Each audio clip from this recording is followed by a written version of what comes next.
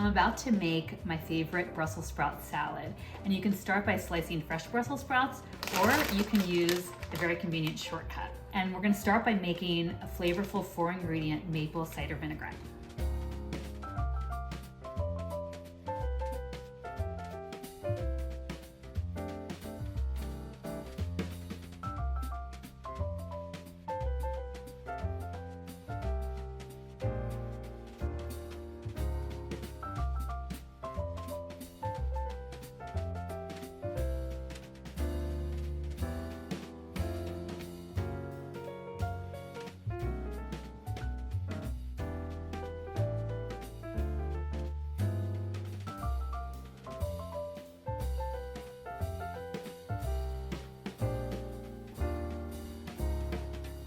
I added apples, cranberries, almonds, blue cheese.